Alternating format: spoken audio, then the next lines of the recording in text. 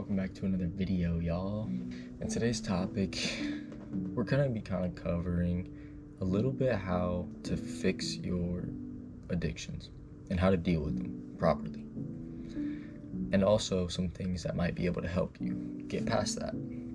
So let's just start out with this. So I've used these things myself, so I want you guys to know that they may not work for you, but they did work for me, and I've heard other people say they did work for them as well. So just take this with a grain of salt. But what I really want to talk about is I know that there's kind of an epidemic of pornography nowadays, and that obviously sucks because that's just not what we want to be doing, right? Like, just as humans with good morals, we don't want to be doing that stuff, right? But unfortunately, it does exist, and there's a lot of people that I know that are really trying to stop doing that, and obviously for good reason too. So just something like that, for just as an example, pornography is terrible for you, and it really just rots your brain, and it kind of teaches you to almost think of the opposite sex, or I guess really whatever you're attracted to. It just makes you think of people in general in a very sexual manner, and it's pretty immature, to be honest. I know that's something that maybe a lot of people don't want to hear, but you might need to, because you need to be able to fix these things if you want to move on in life and become a real man. Or for women, I don't personally know any women that do that, so but I know that there's people out there that do it, and either way, it doesn't matter. It still applies, that it still makes you think of people in a sexual manner, and it's not good in general for just your own mental health and how you see people and talk to people. So just something like that, what I would say is the best ways to kind of get over those kind of things and how to not deal with them as much. This will kind of apply to, it could be anything, right? Let's say you have an addiction to, alcohol, or maybe you have an addiction to nicotine, like vapes, right? Or Zins, the whole nine, right? If you're addicted to those things, what I've found, because I used to be addicted to nicotine, and as much as I don't want to admit it, I really was. But what I found is that when you tell yourself that you're going to quit something, but then you tell yourself at the same time, and you convince yourself that it's not going to be hard, I swear that, at least that's how it worked for me. When I quit nicotine I think it was like the second time I had tried, maybe the third, that was something that really pushed me, was that I was like, okay, this isn't that bad. I'm going to be fine. And guess what? Every single day I was fine. But a part of that as well is that I also spent a lot of good time researching, okay, why is it bad, this and that. So just those things, and reminding yourself every day of like why they're bad, that helps a lot. It definitely does. And I think if you guys want to maybe get past those things, the best way to maybe go about it is you want a full schedule. That way, you're always just locked in. You're always doing something. That way it takes your mind off of those things, right? And, just whatever you got to do, right? Don't lean on another thing, though. That's all I have to say. Don't go to a bad vice just because it's just going to help you get over it. Like, let's say, for example, if you're dealing with alcoholism and pornography problems, right? Or, whatever you want to call it. It would not be smart, obviously, to quit masturbation, but in turn pick up alcoholism again, or just drinking in general. It's not good. You don't want to do those things. It doesn't even matter if it's marijuana. It doesn't matter what the purpose is, right? And that's something that marijuana I'll stand behind. I don't think it's that bad as long as it's real, you know what I'm saying? I don't think there's anything wrong with that kind of stuff. But even with marijuana, if you abuse it, it can become addictive based on your personality. If you are an addictive personality type of person, you get addicted to things easily, and you like the feeling and the high of it, you can get addicted more to the thought of it more than the actual substance. It's not going to make you literally, your body like fiend for it. That would just be all in your head. But nevertheless, we don't want that. So what I'd have to say, for anything that you're trying to quit, anything, pick up something like a hobby, right? Even if it's making content and you've been wanting to do it for a little while, or even if you haven't, try it out, right? Maybe go work a job, go do something, and if you do work a job, pick up more shifts. Try to just keep your mind off it, because for me, how it went when I had stopped nicotine was that it took me about a week or two to realize that I actually quit nicotine. And then it was like, I did have a couple days where I was like, a little rough with it, but I mean this when I say that I didn't care that I didn't have nicotine for 2 weeks straight, because it's just something when you become so engulfed in the fact that it's terrible for you, and you surround yourself with all these ideas and just really thought processes on it, it can really change a whole lot. So I encourage you, if you're really just trying to get over something, doesn't matter what it is, definitely take a route more lean towards picking up new hobbies or picking up stuff that's going to be able to fill in your time a little more. It gives you less time to think about it, right? That could be, and I say this all the time, it could be reading. I mean, shoot, if it's even video games, that's probably still better for you than any of those other things, as long as you're not sitting here playing 8 hours a day. But if you gotta hop on the game or something for an hour or two, maybe scroll on your phone, as long as it's just for that time to get over it, there's nothing wrong with it.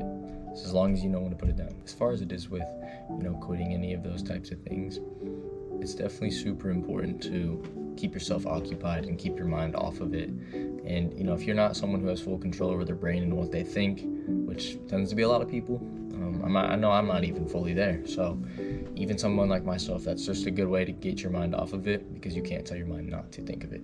So when it comes to any of those things, that is applicable to all of them. Definitely try that. And, when it comes to pornography, it really is a severe pandemic right now of a lot of lust, it feels like. It seems almost harder and harder as the days go on to find a partner for you, because everyone's just hoeing around. And it's kind of hard to get anybody to actually want to have a committed relationship with you. And, it's a problem. And social media has caused a little bit of that, I'm not even gonna lie, it's been a lot of it. So that doesn't help either. But, when it comes down to it, it's all about, do you want to fix yourself? Is this how you really want to live your life? If you're masturbating, maybe just stop doing that, because you're so comfortable. You can get that pleasure by watching something and feeling it, but you're just in your bed or wherever the fuck you do it, right? It doesn't matter. That's what I'm trying to say. You guys need to understand that maybe you should go out in public and find somebody. And if that's something that you enjoy, find someone else who enjoys it. Don't be stupid. I'm not endorsing that. But if that's really what you got to do, then do that. But you also should maybe work on yourself and maybe pull yourself back a little bit and maybe go on a semen retention deficit for a little while. I think that would be probably your best bet if you're severely sexually active. If that's the case, then just, take some time away from it. Maybe give yourself a break. Try not to be like that anymore. So, there's always things like that. But when it comes to, any other sort of drugs, I do understand that they have addictive properties in them. And I know that that's not necessarily something that is just going to go away by the thought in your head. It's not. And it is something that is made to get you addicted. So when it comes to anything like that, I do understand it is hard. And I will attest that it will be hard at times, that is going to come in there, because when your body is now intaking set amount of nicotine, it's going to want more of it. And it makes you maybe think smarter, or, whatever they claim it does, right? It's going to do those things.